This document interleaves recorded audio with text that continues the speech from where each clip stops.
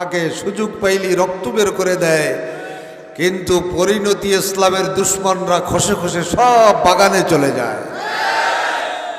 ইসলাম কোনোদিন শেষ হয় না, হবে না, বরং ইসলাম জিন্দা হতা হয় হর কারবালা কে বাদ। কি বলেন? আপনারা মেহেদি পাতা দেখেছেন? মেহেদি পাতা, মেহেদি পাতার রং ধরে কখন? পাড়া পুতার পেছন খাইলে। পাটা পুতার পেশা না খাইলে মেহেদি পাতায় রং লাগে না। ইসলাম এরকম পাড়া পুতার পেছন না খাইলে ইসলাম রঙিন হয় না, ইসলাম জিন্দা হয় না। ইসলামের বাধা আসলে ইসলামের তেজ বাড়ে, পাওয়ার বাড়ে। মনে রাখবেন, যারা একটু দমাইতে চান তারা দমে যান, তারা শেষ হয়ে যান, ইসলাম দমে না। কাজেই আমি মনে করি আজকে নায়েবে আমিরুল মুজাহিদিনকে এখানে আসতে না দেওয়ায় ইসলামের ক্ষতি হয় নাই, বরং তাদের ক্ষতি হয়েছে। আল্লাহ তাদেরকে হেদায়েত দান করেন। ভাইয়ের আমার, ওয়াজ নসিহাত মাশাআল্লাহ হয়ে গেছে, আর ওয়াজ নসিহাতের প্রয়োজনও নাই, সুযোগও নাই। আমি সংক্ষেপে দুই একটা কথা আরজ করি, ইনশাআল্লাহ দোয়া করব। কোরআনে কারীমের থেকে যে আয়াতখানা তেলাওয়াত করেছি, আল্লাহ তাআলা দুই শ্রেণীর মানুষের কথা বলেছেন এখানে। এক শ্রেণীর মানুষ নেককার, আর এক শ্রেণীর মানুষ গুনাহগার, পাপী। ভাইয়ের আমার, মনে রাখবেন, এই বর্তমান জমানাটা হইল উম্মতে মুহাম্মাদির জমানা। কোন নবীর জমানা? উম্মতে মুহাম্মাদি। আমরা মুহাম্মদ সাল্লাল্লাহু আলাইহি ওয়াসাল্লামের উম্মত। আল্লাহ রাব্বুল আলামিন কোরআনে পাকের মধ্যে মুহাম্মদ সাল্লাল্লাহু আলাইহি ওয়াসাল্লামের ব্যাপারে কত কথা বলেছেন সেগুলি আপনারা জানেন। আমি যে কথাটা বলতে চাই সেটা হইল, এই বাংলাদেশে কয়েকদিন আগে করোনা মহামারী আসছিল। করোনা মহামারীতে সারা দুনিয়াকে স্তব্ধ করে দিয়েছিল। কি বলেন? বর্তমানে করোনা মহামারী একটু কমে আছে। এ কমানো বাড়ানো কাজটা কার হাতে? জোরে বলেন, আল্লাহর হাতে। আমি আশ্চর্য হই যে কিছু মানুষ তারা বলে যে করোনার সঙ্গে মোকাবেলা করতে হবে। আচ্ছা বলুন তো, এই কুকুরের গায়ে ঢিল মারলে কুকুর কি ঢিল কামড়ায় না? ঢিলটা কোন দিক দিয়ে আসছে খেয়াল করে, খেয়াল করে ঢিলটা কোন দিক দিয়ে আসলো। আর নির্বোধ মানুষ করোনা মহামারী কোন দিক দিয়ে আসলো, কে পাঠালো, সেদিক খেয়াল না করিয়া করোনার সঙ্গে মহামারী মোকাবেলা করে, করোনার সঙ্গে মোকাবেলা করে। আল্লাহ বলেন, এ জগৎবাসীরা, এ করোনা আমি আল্লাহ দিছি, আর কেউ পাঠায় না, আমি পাঠাইছি। কেন পাঠাইছি জানো? কেন পাঠাইছি? তোমাদের পাপের কারণে কিছু পাপের সাজা এই জন্য দিয়েছি যেন তোমরা তওবা করিয়া ফিরিয়ে আসতে পারো। আমি তো তোমাদের ব্যাপারে খুব দুর্বল, কারণ তোমরা আমার নবীর উম্মত। আল্লাহ পাক বলেন, ওমা কানাল্লাহু লিয়ুআযযিবাহুম ওয়া আনতা ফীহিম। ওগো আমার হাবিব গো, আপনার উম্মতকে আমি কেমনে আযাব দেব? আপনার উম্মতকে আমি কেমনে আযাব দেব? আপনি আছেন, ওয়া আনতা ফীহিম, আপনি থাকতে আমার আপনার উম্মতকে আমি শাস্তি দেই কেমনে? আমার তো বড় মায়া লাগে।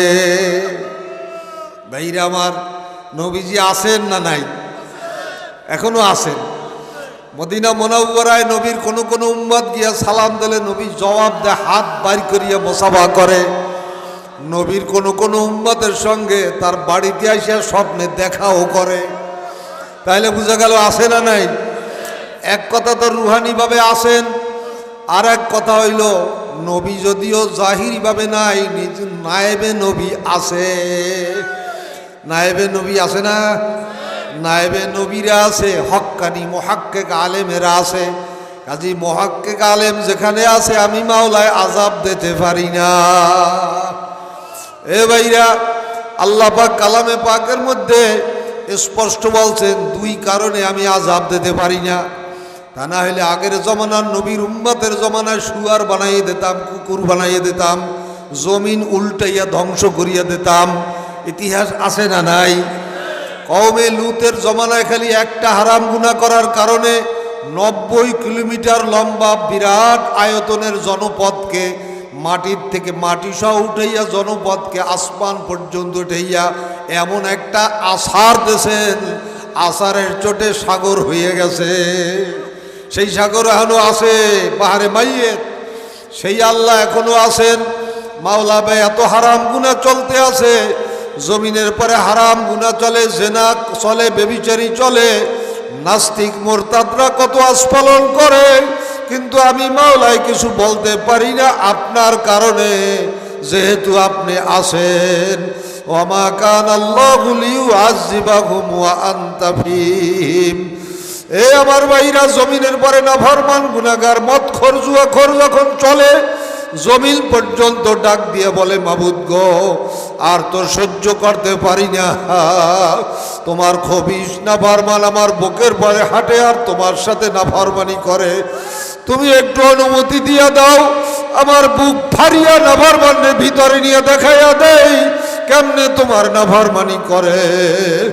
মাওলা কয় জমিন রে, সবর করো, সবর করো, এখন কিছু বলা যাবে না, আমার হাবিবের সঙ্গে ওয়াদা করা আছে, এই জমিনের উপরে কিছু বলা যাবে না।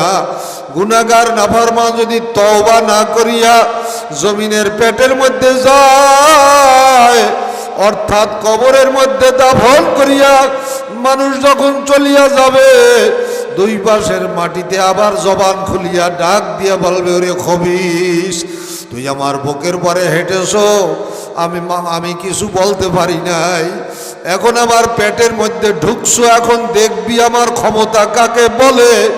এইয়া বলিয়া দুই পাশের মাটি এমন জোরে চাপ মারবে, নাফরমানের এক হাড়ের পাজুরি আর এক হাড়ে ঢুকিয়া যাবে, ভাগিয়া যাইতে আর পারবে না। নাফরমানির কারণে আগে কুকুর হয়ে যাইতো, শুয়ার হয়ে যাইতো, কিন্তু আল্লাহর হাবিব দোয়া করিয়া গেছেন, মাবুদ গো, আমার উম্মতের চেহারা পরিবর্তন করতে পারবা না। মাওলায় ওয়াদা করেছেন দুনিয়ার মধ্যে, দুনিয়ার জীবনে চেহারা পরিবর্তন আপনার খাতিরে আমি করব না, কিন্তু নাফরমান গুনাহগার তওবা না করিয়া যদি কবরের মধ্যে যায়, কবরের মধ্যে তার চেহারাটা আর মানুষের চেহারা থাকবে না। কিয়ামতের ময়দানে চেহারাটা আর মানুষের চেহারা থাকবে না। আল্লাহ সূরা আর রহমানের মধ্যে আল্লাহ পাক বলছেন, ইউরাফুল মুজরিমুনা বিসীমাহুম ফায়ুখাযু বিন-নাওয়াসি ওয়াল আকদাম। আল্লাহ পাক বলেন, কিয়ামতের ময়দানে গুনাহগার নাফরমানদেরকে দেখলেই চেনা যাইবে কে কোন গুনাহ করিয়া হাসরের ময়দানে উঠছে। ইমাম গজ্জালী রহমাতুল্লাহ আলাইহি বলেন, কমপক্ষে মানুষ 10 প্রকার আকৃতি ধরিয়া হাসরের ময়দানে উঠবে।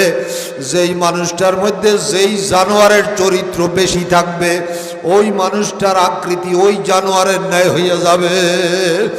যেই মানুষটার মধ্যে কুকুরের চরিত্র থাকবে, কুকুরের জাতিগত চরিত্র হইল ভাইরা আল্লাহ, 10টা কুকুর একত্র হইয়া একটা মরা গরু যদি ভাগযোগ করিয়া খায়, ভাইরা 10টা কুকুর সবাই পেট ভরিয়া খাইতে পারে, কিন্তু এই উদারতা কুকুরের মধ্যে নাই।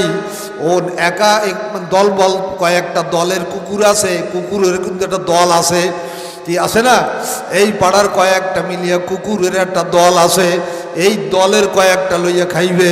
ওই পাড়ার থেকে একটা আসতে দেখলে ওইটারে লড়ায়, ওই পাড়ার থেকে একটা আসতে দেখলে ওইটারে লড়ায়, এরকম লড়াইতে লড়াইতে সারাদিন আর খাইতেও পারবে না, অপরকেও খাইতে দেবে না। শেষ পর্যন্ত রাত্রে আইসা শিয়ালে খাইয়া যায়, পরের দিন আইসা দেখে কিছু নাই, হাড্ডি পরিয়ে রইছে, হাড্ডি চাটে আর ঘ্যান ঘ্যান ঘ্যান ঘ্যান করে। এই চরিত্র যেই মানুষের মধ্যে থাকবে, আল্লাহ পাক যেই সম্পদ দান করছেন ভাগযোগ করিয়া সবাই খাইলে কারো কোনো অভাব থাকে না, কিন্তু আমি একা খাবো, ভাইটা ঠকাইয়া খাবো, বোনেরটা ঠকাইয়া খাবো, মিথ্যা মামলা মকদ্দমাইয়া করিয়া খাবো, চুরি করিয়া বাটপারি করিয়া ডাকাতি করিয়া খাবো, আমি একা বড় লোক হব। এই চরিত্র হইল কুকুরের চরিত্র। এই চরিত্র যার মধ্যে থাকবে, কবরে যাওয়ার পরে তার চেহারাটা